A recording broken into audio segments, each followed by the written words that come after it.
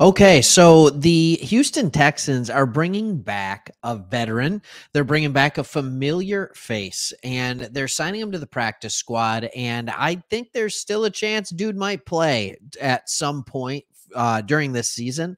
But first, let's talk about a couple things. First, if you're new to the channel, we do a ton of Texans content on here. Love teams that the national media seems to overlook a little bit. And don't get me wrong, the national media loves your quarterback, but that's the only reason. And other teams get a lot. So we love the smaller market teams. I'm not saying Houston's small. I'm just saying there's another team in Texas that gets a lot more coverage. Not on this channel. You'll never see us do a Cowboys video. But anyways, with all that being said, make sure you like, make sure you subscribe. And the Houston Texans are bringing back corner Desmond King. So let's just talk about this for a second. Desmond King, for starters, like, come on. Like, you got to be able to find a better picture than this. Click to Houston on your website. Like, come on. Like, this is obviously a Pacheco picture. Desmond King's in the background. Like, dude's played a lot of time in the NFL. I think you can find a better picture. But anyways, with all that put to the side, this is kind of an interesting thing. If you remember in the preseason, Desmond King was let go at the end of the preseason. He was set to make $3 million this year, and he ended up hitting, I think, $500,000 guaranteed. So they saved $2.5 million with the move, but they let him go. And then he was immediately picked up by the Pittsburgh Steelers, who also released him. Here, it doesn't seem like he's not that old. Like, he's not old. So I don't think he's one of these guys that all of a sudden, like, just can't play anymore. I think that would be, I know sometimes people drop off a cliff. I get that, but he's 28 years old. Like, he's 28 years old. He's been a good player in the past, and we'll get into some of that. So I'd highly doubt, like, all of a sudden he's just done. But it was really interesting to me. So here they are in week 12, and they're picking him up. And I want to talk about what this kind of signifies for the team. I want to talk and remind you guys what type of a player you're getting as well. So here's the difference between what Houston would have been doing last year around this time and what they're doing this year. I can know this because the Detroit Lions are kind of doing the exact same thing. And that, as you can see, is our team. We have another channel, Sports Talk Detroit. If you want to hear about the Lions, who doesn't love them? Feel free to subscribe to that one as well.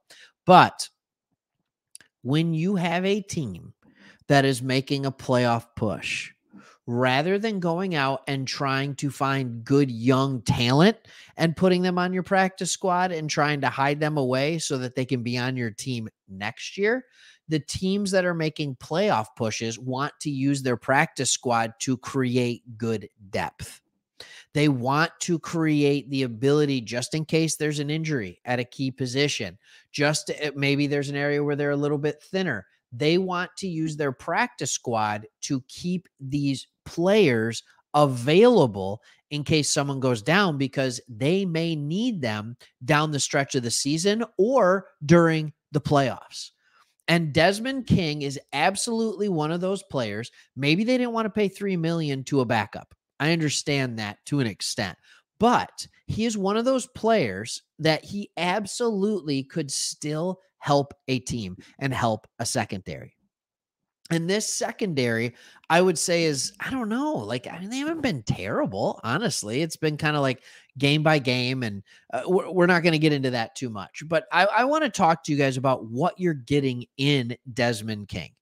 All right. For starters, last year, he is a guy who played, oh my goodness, like 900 snaps, a little over 900 snaps. That's a lot. He played consistently. He played in the slot.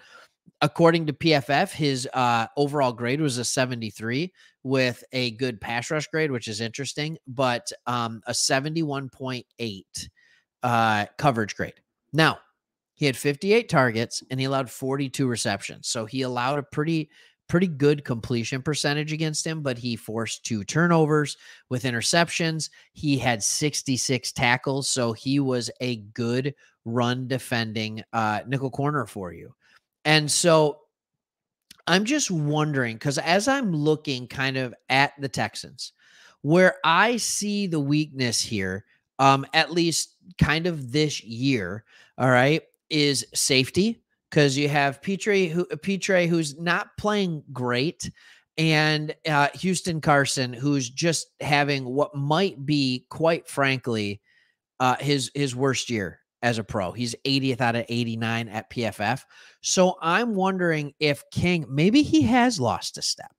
Like maybe he's not quite as quick in and out of his breaks. Like maybe, trying to track with the quicker players in the slot, maybe it's become a struggle for him. I wonder if they want him on this roster for two reasons. Number one, to provide more veteran presence for the young players in that secondary. They're not all young. I understand that. Okay. I understand that Steven Nelson is not young. He's almost 31 years old and having probably the best or second best season of his career. All right. But Stingley's young. All right. Petre is young. All right. And so we have a couple of these guys that are doing fine. Other people are set up to succeed. Tavier Thomas is having what is arguably the best season of his career. He might be, other than maybe 2 years ago. Like he's having a phenomenal year. But Desmond King, it's simple. It's a new system. Like it's a new coach, it's a new system. Maybe it just didn't mesh well. And maybe they didn't like what they were seeing out of him. Maybe he wasn't thrilled with the change. I don't know. I don't know how these decisions are made, but what I know is that the Houston Texans are getting a veteran corner who has played quality football throughout his career. Nothing spectacular, nothing remarkable, nothing amazing, just solid, good football. And he could be called to play solid, good football in a pinch down the stretch for a team that is making a playoff run.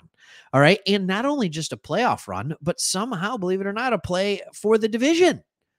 So you need to have this depth. You need to have the ability to, how do I want to say it? You need to have the ability to play when your starters are no longer there. This is someone who absolutely does that. And who knows? Maybe they'll bring him in and they'll be like, you know what? He's still got quite a bit of juice. I think that'd be kind of cool. So that's my thoughts. Texans fans, you got to be riding high. I think you saw a rookie quarterback, by the way, this past weekend. You saw a rookie quarterback. You saw a shockingly talented rookie quarterback get you out to a big lead. And then there were some mistakes made, and that's okay.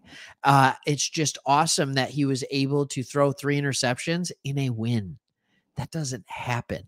They just came at the right time. So that defense stepped up, and it looks like they could use some extra help, and that's why they brought in King. So hopefully you liked the video. Thanks for watching. Subscribe, do it, and we'll see you on the next one.